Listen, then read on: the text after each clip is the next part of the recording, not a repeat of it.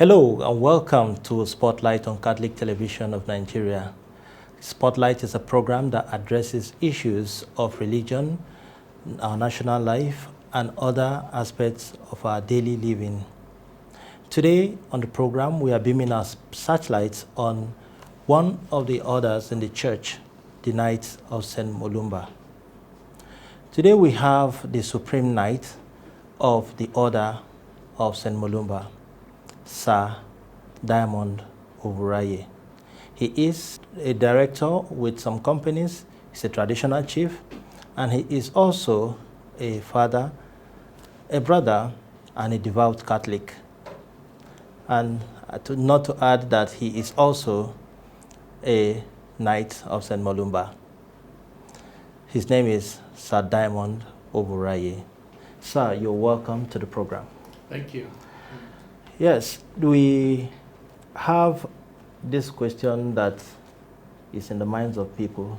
So many people need to know the difference between your order and the various orders we have in the church.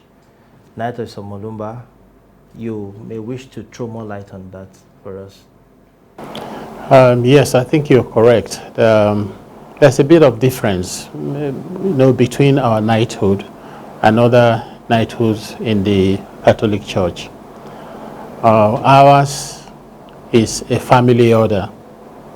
What I mean by that is that before you become a Knight of St. Mulumba, you have to be a Catholic, first of all, a good practicing Catholic.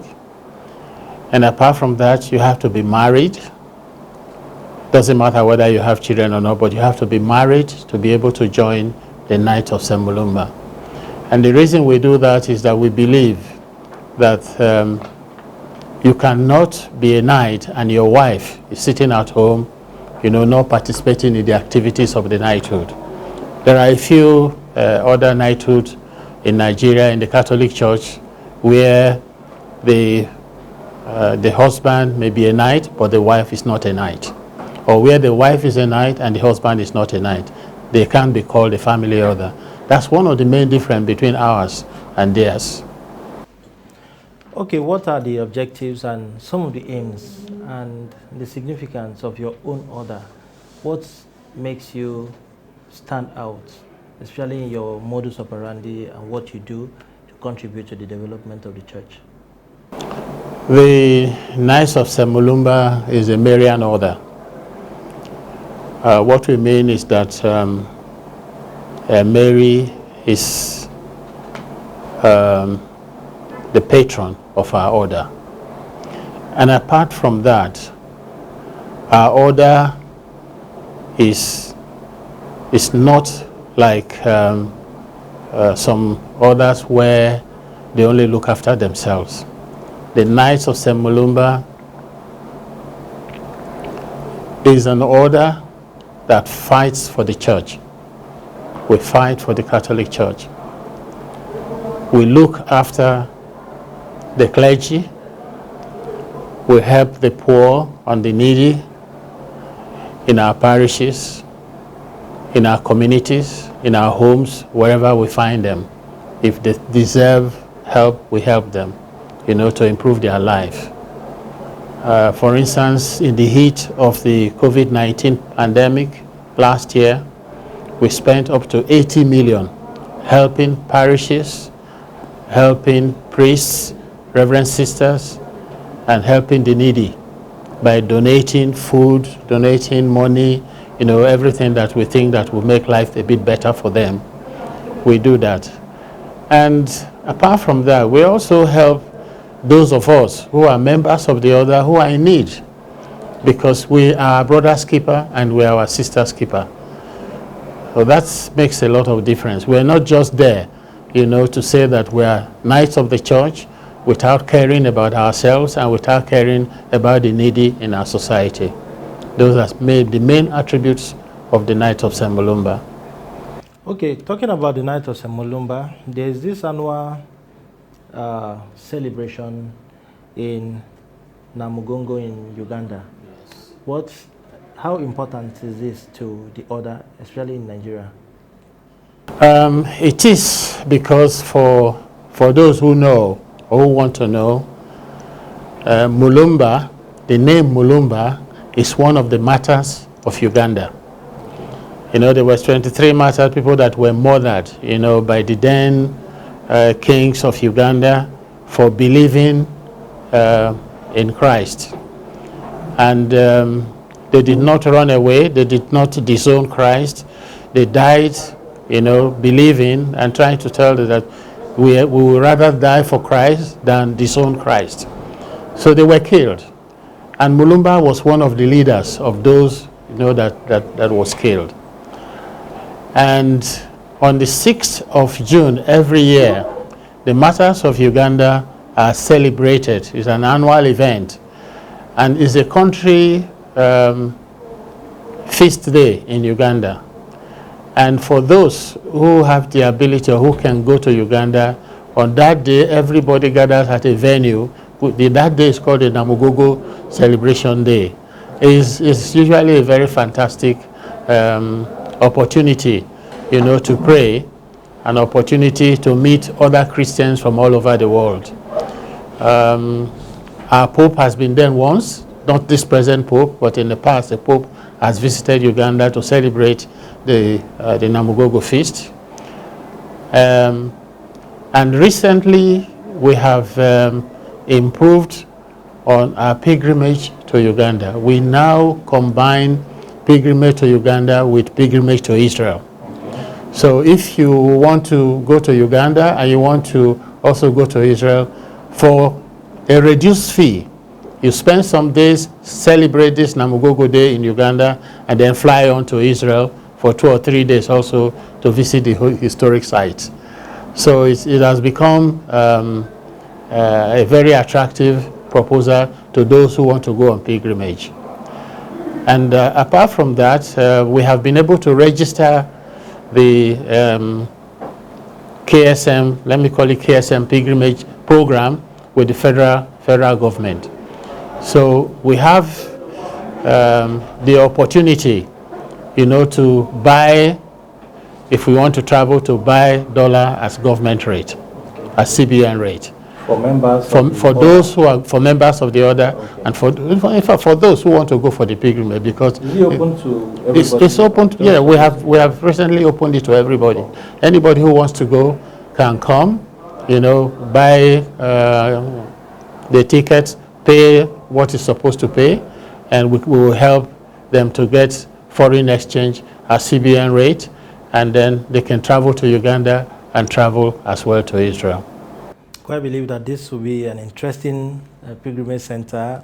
We wish to go there someday. As a sodality group in the church, what would you say is the relationship between your order and the Catholic Bishops' Conference? How has the relationship been this far?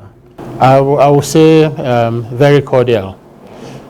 For those who want to know, every year during the Catholic Bishops' Conference, the first conference they hold during the year, we go there. In fact, all the knighthoods in the country, CMO, CWO, Sion, they go there to give a report. And we're also there. You know, we give our report.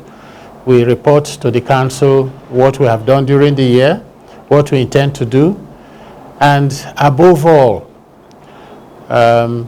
you may know that in Nigeria at the moment, there are quite a lot of, we are going through very difficult times, both politically as well as on the issues of insecurity and so on. And most of our sodalities discuss these problems, you know, at home, discuss it with friends, but that's where it ends, but not with KSM. For us, we speak up. We speak up because we consider ourselves the voice of the poor and the voice of those who are concerned with the anomalies in our government. We have, in the course of 2-3 years, made publications in the national dailies. We have done a publication about karma, which is currently being addressed in the National Assembly. We have done a publication about the misunderstanding of Bishop Kuka's Christmas message. We have done some publications when some priests were killed in Benue State. We have done up to 6 or 7 publications since I took over as the Supreme Knight of this order. So we like to speak up. We don't want to sit on the fence anymore. But there's so many things going wrong, and if you're afraid to speak up, it will continue to go wrong until somebody speaks up. Well, we'll be speaking to the Supreme Knight of the Order of Knight of St. Mulumba, and we'll be taking a short break. We will be right back. Please stay tuned.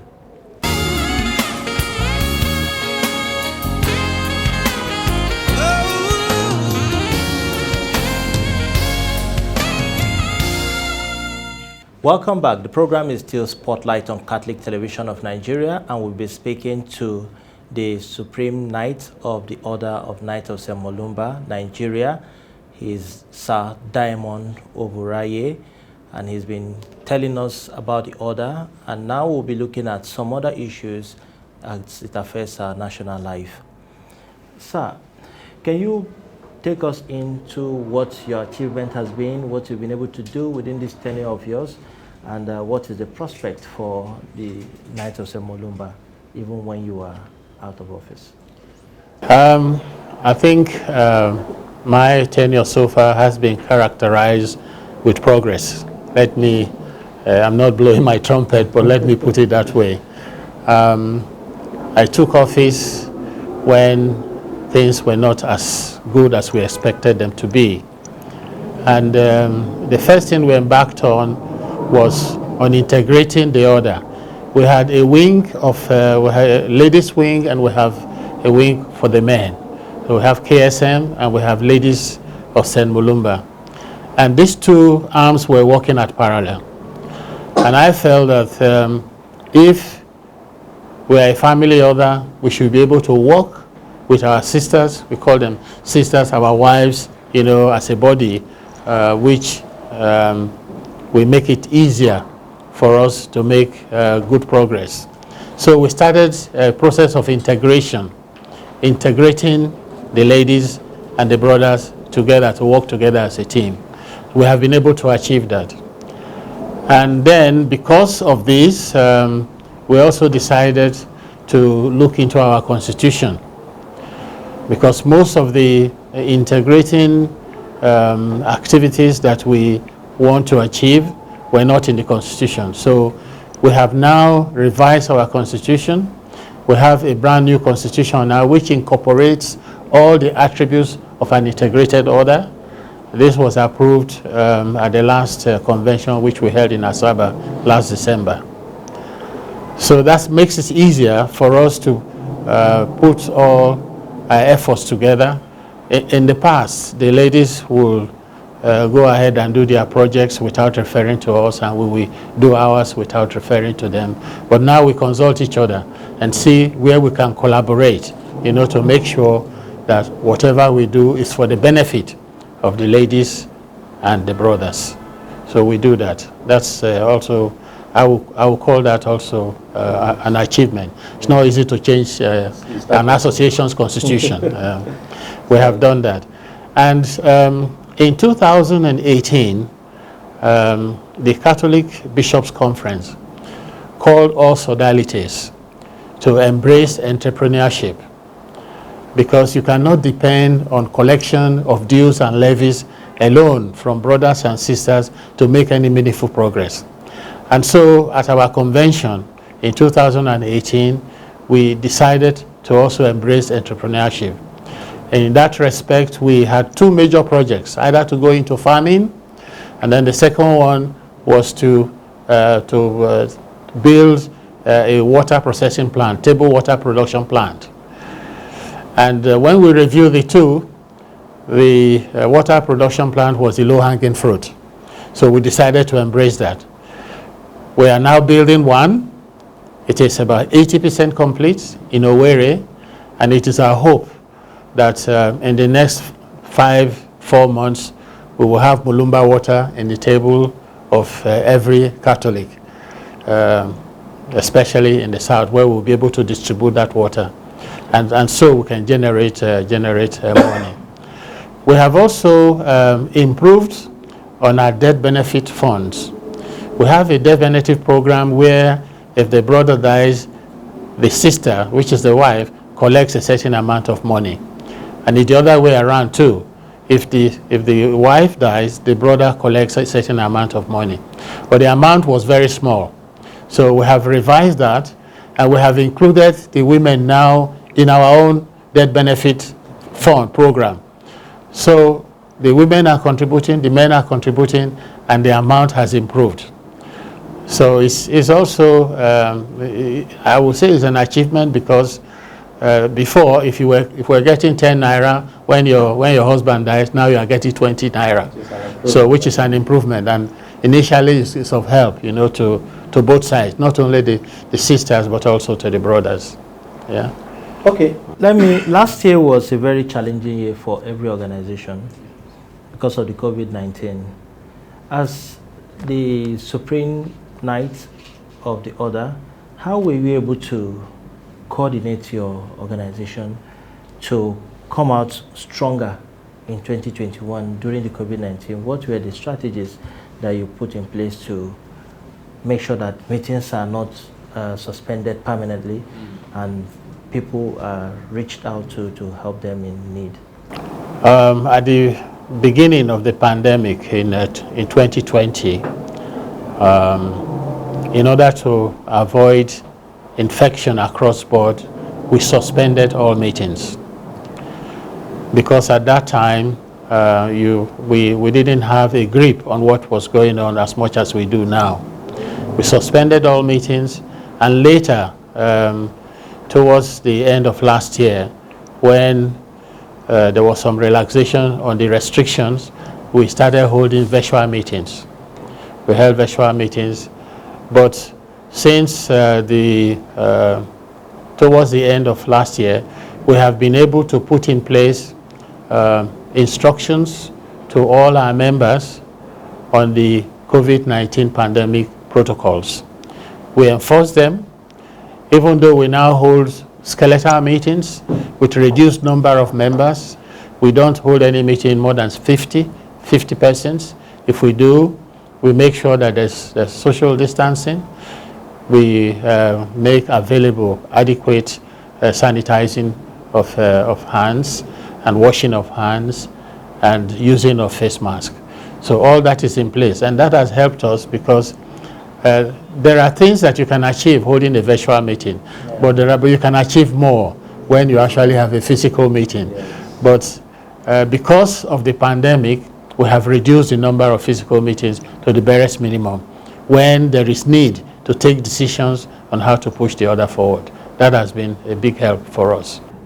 Presently, Nigeria is being confronted with so many challenges, like we mentioned earlier, insecurity and the herdsmen problem we are having presently, that so many analysts have said that it's part of the reason why we have skyrocketing price of foodstuff because of the herdsmen farmers crisis. What's your take on these issues of insecurity in Nigeria, and how do you think we can surmount this collectively? For those people that have been listening to comments on the TV and also on radio, that we know that where we are now, we're not supposed to be. This country is blessed with abundant resources. We are blessed with human capital. We are blessed with people with brains, as demonstrated recently by the appointment of the WTO DG and also other various appointments. I was just reading a few weeks back that there was a Nigerian pilot who was piloting Air Force One for 2 presidents in America. He was originally a Nigerian, but now an American. You know, he was doing that. So we have adequate, resources. We have intelligent and very hardworking people. So it's surprising, that in our own country, whereas these people are doing very well outside Nigeria, in our own country, we cannot control insecurity. We cannot control the herdsmen. We cannot control Boko Haram. We cannot eliminate Boko Haram. Yeah, there's so much going wrong that one begins to think that our leadership is lacking focus. The leadership in this country is lacking focus. They do not really see the need, to tackle all these insecurity problems. They are more interested in what they can get from the country and not what the country can provide them and not what they can, put into the country. So I think that apart from the various complaints that we hear, there has been no definite steps being taken, to put the herdsmen under control. We know that in some parts of this country, they will want, to give them land, to give them places to roam around with their cattle. But if you look at what is happening elsewhere in the Western world, cattle are not supposed to be on the highway. They are not supposed to be on the road. They are supposed to be in ranches. And when you have them in the ranches, there will be no problem between the farmers and the cattle herdsmen. Because you can imagine somebody who has invested all his money in starting a farm, only to come there the following day, the cattle have already either destroyed them, eaten all the plants, and it's a very, very bad situation. And that is why some of the farmers try to fight the herdsmen and they end up getting killed. So we have to do something about that. We have to eliminate the roaming around of cattle all over this country. We should encourage, the government should encourage, the various states where necessary to set up ranches so that these cattle will remain in those ranches. If they want to sell, they can transport them, from there to the market and sell. For them to roam around destroying people's farms and so on, even destroying some good properties in the villages is sad. So we need our leadership to stand up to the task and to do what they can to eliminate that. Okay, as we round off, I would like to ask you this final question. There are so many people who are out there that want to belong to this order, but there's some little misconception about the activities of your order. What would you say to such kind of people? It's open to good practicing Catholics. Okay. It's open to only good practicing Catholics. We do not admit Protestants as members of our order. Good practicing Catholics who are married, because ours is a family order. And we want a situation where the wife and the brother are there as brothers and sisters working together in order to actualize what they set out to achieve. Okay, thank you very much. Well, this is where we drop the anchor on the program today. We've been discussing an order in the church, Knighthoods Mulumba, Nigeria, and the SK, which the Supreme Knight has done justice to the question we have thrown to him today. I hope you've learned one or two things from the questions we have been able to answer. You can stay tuned, same time, same station next week as we bring to you yet another important personality and to discuss a topic of national importance. Stay tuned. Bye for now and have a lovely day.